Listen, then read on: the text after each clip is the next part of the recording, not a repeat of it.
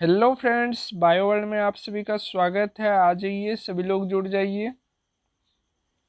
आज क्लास थोड़ी लेट से हुई है, इसके पीछे कुछ वजह था, ठीक ना। तो आ जाइए।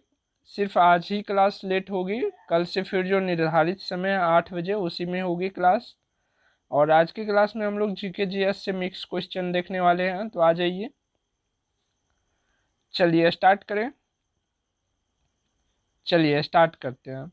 पहला क्वेश्चन है, ध्वनि का वेग अधिकतम होता है। ध्वनि का वेग जो है अधिकतम किसमें होता है, ये आपसे पूछा जा रहा है। 4 ऑप्शन आपको दिए हुए हैं, तो आप लोगों को पता होगी और पता होनी भी चाहिए कि वायु को ध्वनि को गमन करने के लिए जो है माध्यम की आवश्यकता होती है। मस्ट आवश्यकता होती है माध्यम की।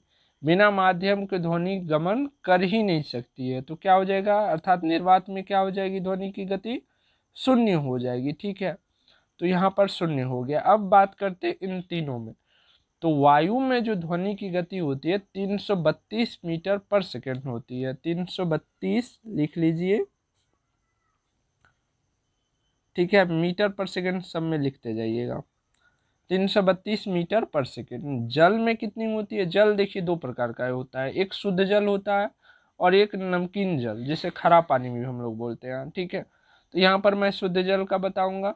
शुद्ध जल से ज़्यादा ध्वनि की गति होगी तीव्र किस में? खरा पानी में, क्योंकि वहाँ पर नमक की मात्रा अधिक है उस जल में। तो वहाँ पर जो घोल की होगी मोटेलिटी ज़्यादा होगी, ठोस की दिशा में जा रही है, और ठोस में जो है ध्वनि की गति सबसे अधिक होती है। तो नमक वाला पानी जो है वो ठोस की दिशा में आगे बढ़ रही है, लेकिन शुद्ध जल तो ऐसा है नहीं। तो शुद्ध जल का कितना होता है? शुद्ध जल में ध्वनि की गति कितनी होती है? 1498 मीटर पर सेकेंड। लिख लीजिए, 1498 मीटर पर सेकेंड। अब बात करते स्टील में। स्टील में जो है वायु का 17 गुना अधिक होता है। कितना होता है? 5960 मीटर पर सेकेंड होता है। 5960 5960 मीटर पर सेकेंड जो है ध्वनि की गति होती है किसमें? स्टील में। तो आपका राइट आंसर हो जाएगा सी नंबर, स्टील। अगर एल्युमिनियम यहाँ पर ऑप्शन में रहता तो एल्युमिनियम हो जाता है, क्योंकि एल्युमिनियम में जो है सबसे अधिक ध्वनि की गति होती है। ठीक है, एल्युमिनियम में कितनी होती है? 6320 मीटर पर सेकेंड। लिख लीजिएगा, 6320। ठीक ना, ये किस में होती है? एल्युमिनियम में होती है। चलिए अगला क्वेश्चन देखें। चलिए अगला क्वेश्चन की ओर बढ़ते हैं। अगला क्वेश्चन है, किस रंग का तरंगदैर्घ्य कम होता है? ध्यान रखिएगा कि जिसका तरंगदैर्घ्य अधिक होगा वही सूर्य से चलकर हमारी आंखों तक आएगी। ठीक है, जिसका तरंगदैर्घ्य कम होगा वो हमें दिखाई नहीं पड़ेगा, या वो हमारी दृष्टि पटल तक नहीं आएगी। ठीक है, तो संभवतः सभी लोग जानते होंगे कि बैगनी कलर जो होती है वो बैगनी कलर को हम नहीं देख पाते हैं। जबकि सूर्य के प्रकाश जो श्वेत किरण निकलती है तो उनमें सातों रंग होते हैं, बैगनी भी होते हैं। तो बैगनी को हम लोग नहीं देखते, सिर्फ रेड देखते हैं, क्योंकि उनका रेड का, लाल का जो होता है तरंगदैर्घ्य सबसे अधिक होता है। बैगनी नहीं देखते इस कारण से कि उसका तरंगदैर्घ्य क्या होता है? सबसे कम होता है। और एक पॉइंट यहाँ ये याद रखने वाली है कि अब तरंगदैर्घ्य आप लोगों से नहीं पूछा जाएगा, क्योंकि तरंगदैर्घ्य पूछा जा चुका है बराबर। तो अब पूछा जाएगा आवृत्ति। ठीक है, कि इनमें से सबसे अधिक आवृत्ति किसकी है? तो हमेशा याद रखना, जिसकी तरंगदैर्घ्य सबसे अधिक उसकी आवृत्ति सबसे कम, और जिसकी आवृत्ति सबसे अधिक उसकी तरंगदैर्घ्य सबसे कम। तो सबसे अधिक आवृत्ति किसकी हो जाएगी? बैगनी की हो जाएगी। और सबसे कम आवृत्ति क्या होगी, किसकी होगी? लाल रंग की होगी। यहाँ पर मैं लिख दे रहा हूं, सबसे कम आवृत्ति। ठीक, तो सबसे कम आवृत्ति किसकी होगी? लाल रंग की होगी। हमेशा याद रखिएगा इस बातों को, आवृत्ति अब पूछा जाएगा। चलिए अगला क्वेश्चन देखिए। वायु में ध्वनि का वेग स्वतंत्र होता है। वायु में जो है ध्वनि का वेग स्वतंत्र होता है, अर्थात जीरो होता है। किसके कारण से? तो एटमॉस्फेरिक प्रेशर जो होता है, वायुमंडलीय दाब जो होता है, उसी के कारण से होता है ऐसा। ठीक है, राइट आंसर क्या हो जाएगा? ए हो जाएगा। चलिए अगला देखिए, अगला क्वेश्चन फटाक से कीजिए।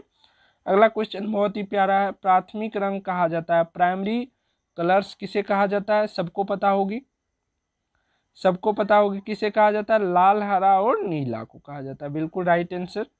चलिए, हाँ, जितने भी स्टूडेंट पूछ रहे हैं क्लास का टाइमिंग, तो 8 बजे क्लास होती है। आज जो है थोड़ी सी प्रॉब्लम की वजह से क्लास को 9 बजे शिफ्ट किया गया। कल से फिर आप लोगों का टाइमिंग वही रहेगा। जब भी ऐसा कुछ प्रॉब्लम आएगी तो क्लास हम बंद करना नहीं चाहते हैं, इसीलिए क्लास जारी रहेगी। तो आप लोगों को नोटिस मिल जाएगी, तो आप लोग चैनल जो है टेलीग्राम चैनल वो ज्वाइन कर लीजिए। वहाँ पर आप लोगों को क्लास की हर प्रकार की नोटिफिकेशन मिलती रहेगी। टेस्ट कभी काल उसमें भी ले लेते हैं, तो आप लोग वहाँ पर ज्वाइन कर लीजिए, जितने भी स्टूडेंट हैं सभी स्टूडेंट, ठीक है। चलिए नेक्स्ट क्वेश्चन देखिए। नेक्स्ट क्वेश्चन, परमाणु की प्रभावी त्रिज्या होती है। परमाणु की त्रिज्या कितनी होती है, 10⁻⁻10 मीटर, ठीक है। अगर यही आपको परमाणु में, किसी भी परमाणु में नाभिक तो होते ही हैं, अगर नाभिक की त्रिज्या पूछा जाए तब 10⁻⁻15 मीटर, ठीक है। किसकी हो जाएगी, नाभिक की हो जाएगी। अगर यहाँ पर मीटर में पूछा गया है आप लोगों से, अगर सेंटीमीटर में पूछ दे हम तब, चलिए सेंटीमीटर में बताइएगा, ठीक है। होमवर्क दे रहे हैं हम पे, जो है थोड़ा सा जो है दया दिखा दीजिएगा, भगवान आपको पुण्य देंगे। तो वो होमवर्क का आंसर कर दीजिएगा, ठीक है। चलिए अगला क्वेश्चन देखिए। अगला क्वेश्चन है, तंबाकू में विषैला पदार्थ होते हैं। तंबाकू खाते हुए देखे हैं लोग को, वो नशा करते हैं एक प्रकार का, क्योंकि उसमें विषैला पदार्थ होता है जो उसके मानसिक संतुलन को थोड़ा देर के लिए शिथिल कर देते हैं, जिसकी वजह से उनको पता नहीं चलता कि हमने कितना काम किया, ठीक है। तो क्या रहते हैं तंबाकू में, निकोटीन पाया जाता है, ठीक है, निकोटीन। इसको विषैला पदार्थ इसलिए बोला जाता है क्योंकि ये बहुत हार्मफुल होते हैं, ये कैंसर उत्पन्न करते हैं। चलिए आगे बढ़ते हैं, अगला क्वेश्चन देखिए। अगला क्वेश्चन है, कैफीन कहाँ पाया जाता है। कैफीन जो है कॉफ़ी में पाया जाता है, ठीक है। कैफीन कॉफ़ी, याद रखिएगा हमेशा कॉम्बिनेशन बना के, कैफीन कॉफ़ी, ठीक। चलिए आगे बढ़ते हैं। अगला क्वेश्चन है, अगला क्वेश्चन है, एक एवोगाड्रो संख्या का मान होता है। एवोगाड्रो नंबर का मान जो है हम लोगों को ज़्यादा आवश्यकता होती है केमिस्ट्री में, जब हम मोल निकालते हैं वहाँ पर, ठीक है। तो हमेशा जो है सभी लोगों को, मुझे पता है सभी स्टूडेंट को याद होगा, 6.022 गुना 10⁻23 होते हैं। लेकिन ये माइनस में होते हैं या प्लस में होते हैं, ये अगर पूछा जाए तो फिर उनका दिमाग में कन्फ्यूजन आ जाता है कि कौन सा सही होगा। तो हमेशा याद रखना है कि प्लस वाला ही होता है। 6.022 गुना 10⁻23, हमेशा प्लस वाले को ही चूज करना है। ये क्या है, एवोगाड्रो नंबर है। चलिए अगला क्वेश्चन देखिए। अगला क्वेश्चन है, नींबू के रस का पीएच मान कितना होता है। नींबू का पीएच मान कितना होता है, ये आपसे पूछा जा रहा है, ठीक है। आप लोगों को थोड़ा सा हिंट मैं दे दे रहा हूँ। नींबू जो होते हैं वो क्या होते हैं, अम्लीय होते हैं, ठीक ना, क्योंकि इसमें कौन सा एसिड पाया जाता है, साइट्रिक एसिड पाया जाता है, ठीक है। लीजिए अगला क्वेश्चन भी वही आ गया। नींबू में कौन सा अम्ल पाया जाता है, कौन सा अम्ल पाया जाता है, साइट्रिक एसिड पाया जाता है। चलिए अगला क्वेश्चन लीजिए। अगला क्वेश्चन है, ज़्यादा तेज तो नहीं ना हूँ आज, ऐसा नहीं ज़्यादा फास्ट तो नहीं हो गए हैं, तो बताते रहिएगा, आप लोग फीडबैक देते रहिएगा, है ना। क्लास के बारे में भी आप लोग फीडबैक देते रहिएगा कि सर आप अच्छे पढ़ा रहे हो कि नहीं पढ़ा रहे हो, किस टाइप से पढ़ाना चाहिए, क्या और हमें मेहनत करना चाहिए आप लोगों के लिए, या पढ़ाने का जो तरीका होता है उसमें थोड़ा सा इम्प्रूवमेंट चाहिए। तो आप लोग से फीडबैक मिलेगी तभी मैं इम्प्रूव कर पाऊँगा, ठीक है। तो आप लोग बताते रहिए। क्लास अगर अच्छी लग रही है आप लोगों को तो अच्छी लग रही है बताइए कमेंट में। अगर लग रही है आप लोगों को कि सर थोड़ा सा इस पॉइंट पर जो है आपको और इम्प्रूव करना चाहिए या अच्छे से हम लोगों को बताना चाहिए, तो वो भी बताइए, हम ज़रूर करेंगे, ठीक है। जितना हद तक हम प्रयास करेंगे कि आप लोगों को संतुष्ट करने का। चलिए अगला क्वेश्चन लीजिए। अगला क्वेश्चन है, बक्साइट किसका महत्वपूर्ण अयस्क है। बक्साइट जो है एल्युमिनियम का महत्वपूर्ण अयस्क है, सभी लोगों को पता होगी। और बक्साइट का सूत्र क्या होता है, फॉर्मूला Al2O3, ठीक है। कभी कभी ये फॉर्मूला दे दिया जाएगा और पूछा जाएगा किसका अयस्क है, तो हमेशा याद रखना है, ठीक है। Al2O3 किसका होता है, बक्साइट ही होता है, जो कि किसके अयस्क है, एल्युमिनियम के, हमेशा याद रखना है। चलिए अगला क्वेश्चन देखिए। अगला क्वेश्चन है, पीतल डैश का मिश्र धातु है। पीतल क्या है, मिश्र धातु है। मिश्र धातु जब एक से अधिक धातु मिलकर के बने होते हैं, कोई भी धातु या कोई भी पदार्थ, तो उसे हम मिश्र धातु बोलते हैं। तो पीतल में क्या क्या होता है, जल्दी से बता दीजिए, तो फास्ट बता दीजिए। तांबा और जस्ता मिले होते हैं, ठीक है। चलिए अगला क्वेश्चन देखिए। अगला क्वेश्चन है पारा का अयस्क डैश है। पारा किसका अयस्क है? इनमें से चारों में से जो है पारा का अयस्क कौन सा है ये बता दीजिए। सिनेवार है, ठीक है। वैसे कहीं कहीं पर आपको जो है पारद भी मिलेगा, ठीक है, पारद, पारद, ठीक है, पारद मिलेगा, लेकिन पारद जो है अत्यधिक मात्रा में उपलब्ध नहीं होते हैं, जिसके कारण जो है सिनेवार को मुख्य अयस्क घोषित किया गया है पारा का, ठीक ना। तो हमेशा याद रखिएगा, अगर ऑप्शन में पारद हो तो पारद को टिक करना है, सिनेवार हो तो सिनेवार को टिक करना है। सिनेवार का सूत्र होता है HGS, ठीक है, क्योंकि पारा का Hg होता है और सिनेवार का क्या होता है, हो जाता है HgS, याद रखिएगा हमेशा। चलिए आगे बढ़िए, अगला क्वेश्चन देखिए। अगला क्वेश्चन है ब्रॉन्ज यानी कि कांसा एक मिश्रण है। कांसा किस किस को मिलाकर के बना होता है ये आपसे पूछा जा रहा है, जल्दी से बता दीजिए, जल्दी से बता दीजिए। कॉपर और टीना के मिलने से क्या बनता है, कांसा बनता है। चलिए अगला क्वेश्चन कीजिए। अगला क्वेश्चन है बेशेमर प्रक्रम से बनाया जाता है। बेशेमर प्रक्रम से क्या बनाया जाता है ये आपसे पूछा जा रहा है, बताइए। बेशेमर प्रक्रिया क्या है ये आप लोगों को बता दे रहा हूँ। बेशेमर प्रक्रिया पहले अपनाई जाती थी, अब नहीं अपनाई जाती। बेशेमर प्रक्रिया में पिघले हुए ढलवा लोहा को, पिघला हुआ जो ढलवा लोहा रहता है उसको डाल करके बड़े पैमाने पर जो है इस्पात अर्थात स्टील का निर्माण होता था, ठीक है। और ये करने वाले वैज्ञानिक थे या साइंटिस्ट जो भी बोलिए, इनके आविष्कारक भी बोल सकते, कौन थे, हेनरी बेशेमर थे। तो उसी के नाम पर रह गया बेशेमर प्रक्रम। इसके द्वारा क्या किया जाता था, बड़े पैमाने पर इस्पात का निर्माण किया जाता था, ठीक है। किससे, तो ढलवा लोहा से, हमेशा याद रखिएगा इसको।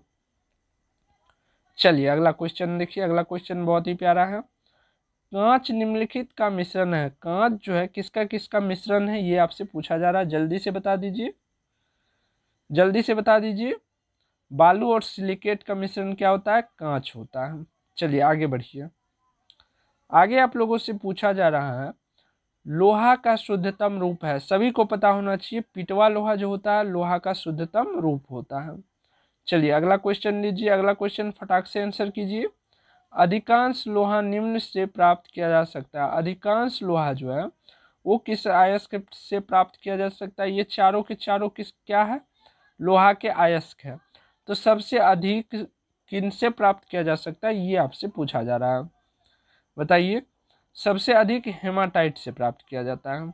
चलिए आगे बढ़िए, अगला क्वेश्चन कीजिए।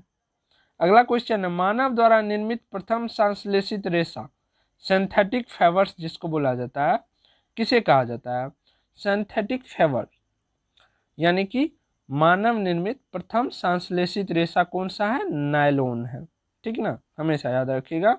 सिंथेटिक फाइबर्स जहां बोले तो नायलॉन को टिक मारिएगा। चलिए अगला क्वेश्चन देखिए। अगला क्वेश्चन है गन पाउडर किसका मिश्रण होता है। गन पाउडर जो है किसका मिश्रण होता है बता दीजिए, तो बता दीजिए।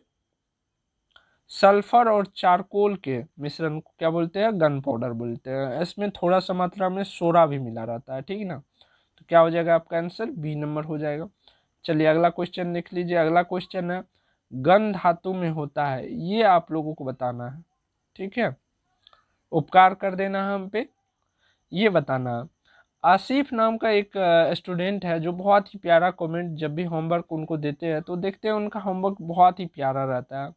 उनका आंसर तो रहता ही रहता है, साथ में पूरा क्लियर करके बताते रहते हैं कि ऐसा ऐसा ये होता है। बहुत ही अच्छा लगता है हमको। लगभग देखिएगा कि आप सारे लेक्चर्स में उनके कमेंट को ही पिन किए किए रहते हैं, ताकि कि उनका कमेंट जो बहुत ही प्यारा रहता है अदर स्टूडेंट उनसे सीख भी सकते हैं, ठीक है। जो नहीं जानते हैं उनके कमेंट को पढ़ करके आप लोग जान भी सकते हैं।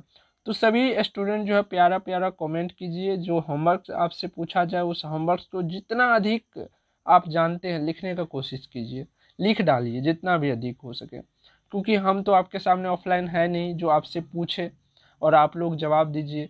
तो खड़े होकर के ऑफलाइन में होता है कि पूछ लिया जाता है, तो एक दो क्वेश्चन और भी बढ़ा के पूछ लेते टीचर। इससे क्या होता है कि आपको देख लेते टीचर कि इस क्वेश्चन के अराउंड आपकी कितनी जानकारी है, ठीक है।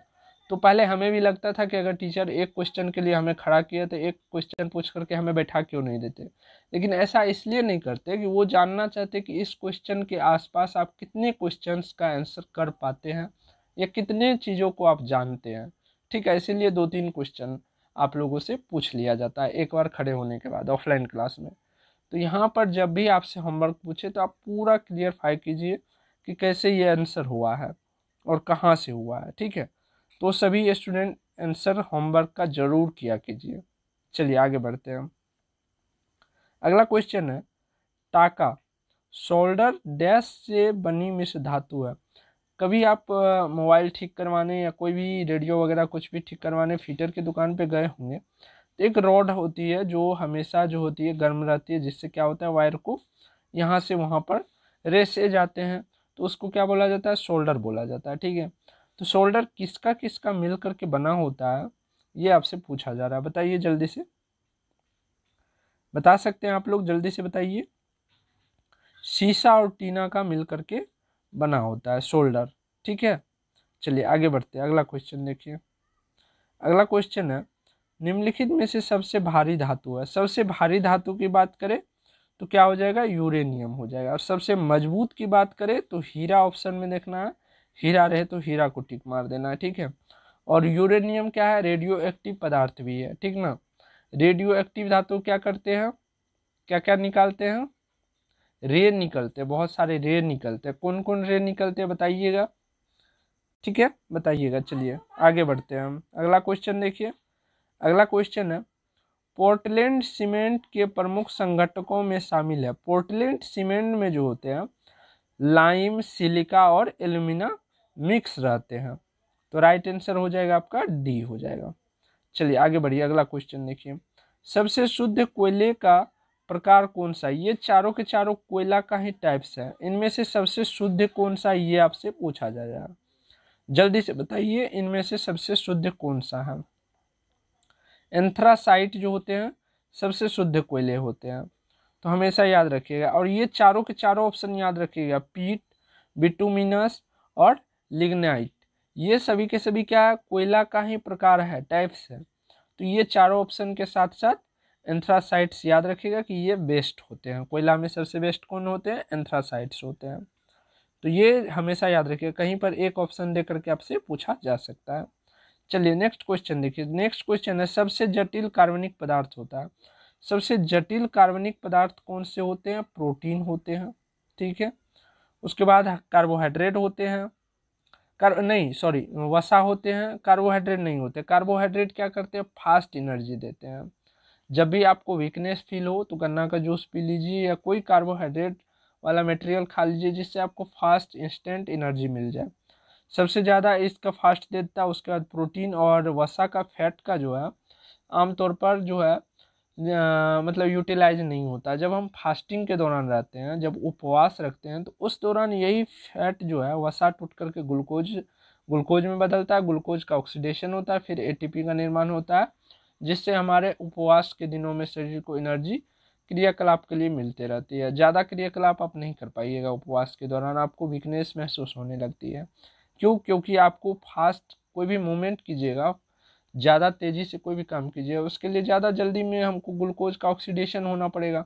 कल ही के क्लास में आप लोगों को बायोलॉजी क्लास में बताए थे कि उस समय जो है कार्बोहाइड्रेट जितने भी रहते हैं हमारे शरीर का वो यूज होता है। लेकिन जब हम उपवास के दौरान रहते हैं तो हमारे शरीर में कार्बोहाइड्रेट रहते ही नहीं है, मात्रा ही नहीं रहती है। तो उस समय क्या होता है, यही वसा जो है धीरे धीरे टूट करके थोड़ा थोड़ा एनर्जी दिए रहते हैं, जिससे हम जिंदा रहते हैं, है ना। चलिए आगे बढ़िए। अगला क्वेश्चन देखिए। कुछ बातें आ जाती है तो वो बतानी जरूरी होती है, चाहे बायोलॉजी को हो, केमिस्ट्री की हो, जहाँ से भी हो, है ना। चलिए अगला क्वेश्चन देखिए। पैराक्स कांच मुख्यतः होते हैं। पैराक्स कांच जो होते हैं वो इसलिए बनाए जाते हैं कि ताकि हीट जो होते हैं, टेम्परेचर, वो इस पार से उस पार नहीं जा सके। ठीक है, हीट को रोकने के लिए अगर आप आईना देखिएगा तो आईना अगर धूप में रख दीजिएगा तो आईना आपका गर्म हो जाएगा। लेकिन अगर पायरेक्स कांच को लीजिएगा, उसको अगर रख दीजिएगा और सामने इस साइड आप रहिएगा तो नहीं महसूस होगी आपको, क्योंकि वो क्या होती है, उष्मा का प्रतिरोधी होता है। तो बी नंबर ऑप्शन हो जाएगा। बी नंबर ऑप्शन है, उष्मा प्रतिरोधी कांच होते हैं पायरेक्स कांच। चलिए अगला क्वेश्चन देखिए। अगला क्वेश्चन है मेलाकोनाइट किस धातु का खनिज है। मेलाकोनाइट जो है किस धातु का खनिज है, जल्दी से बता दीजिए तो। तांबा का, किसका, तांबा का है। चलिए अगला क्वेश्चन है, अगला क्वेश्चन है पेट्रोल का मुख्य संघटक क्या है। पेट्रोल का मुख्य संघटक क्या है, ये आपसे पूछा जा रहा है, जल्दी से बता दीजिए। चलिए इसको होमवर्क में दे रहे हैं, आप लोगों को मेरे ऊपर उपकार करनी है थोड़ी बहुत, और इस क्वेश्चन का आंसर बता देना है। चलिए अगला क्वेश्चन लीजिए। गौ दूध में पीलापन का कारण है। गौ दूध में, गौ का दूध जो होता है थोड़ा पीला होता है भैंसिया के दूध से, है ना, थोड़ा सा पीला होता है, किसके कारण, केरोटीन के कारण, क्योंकि गाय के दूध में केरोटीन उपस्थित होते हैं। और हमारे त्वचा का जो रंग होता है ऐसा किसके कारण, मेलेनिन के कारण। हमारे स्किन में क्या होता है, मेलेनिन होता है, और गाय के दूध में क्या होता है, केरोटीन होता है। चलिए अगला क्वेश्चन लीजिए, अगला क्वेश्चन है पेट्रोलियम में डैश का जटिल मिश्रण होता है। पेट्रोलियम में जो है किसका किसका मिश्रण होता है, सभी लोगों को पता होगा, प्रोपेन और ब्यूटेन का होता है, ठीक है।